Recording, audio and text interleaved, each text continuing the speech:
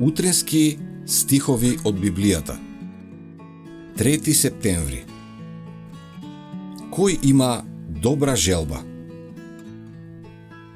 Дали денес уште некој сака да му приложи нешто со својата рака на Господа? Прва Дневникот 29:5. За нас не е безбедно да се задржуваме, да размислуваме за придобивките што би можеле да ги добиеме ако им попуштиме на сатанските предлози. Гревот значи срам и пропаст за секоја душа што му се препушта.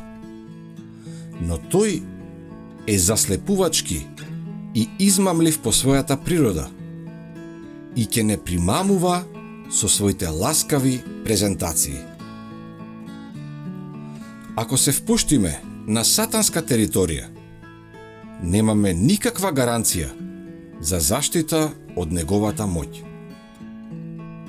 Колку што стои до нас, ние треба да го затвориме секој приод преку кој искушувачот би можел да најде пристап до нас. Целото срце мора да биде покорено на Бога.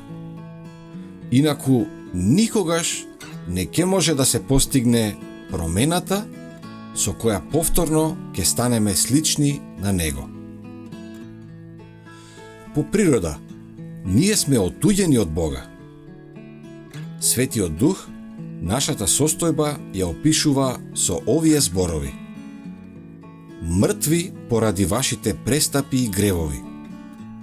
Сета глава е болна и сето срце изнемоштено. Нема ништо здраво. Ние сме се заплеткале во мрежата на сатаната кој не заробил, за да ја извршуваме неговата волја. Бог сака да не исцели, да не ослободи.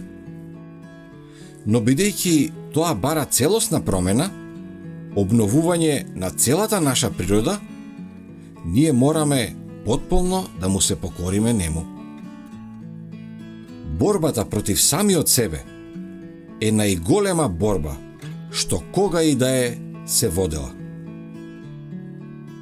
Покорувањето на своето јас, предавање на се на Божјата волја, бара борба, но душата мора да му се покори на Бога, пред да може да биде обновена во светост.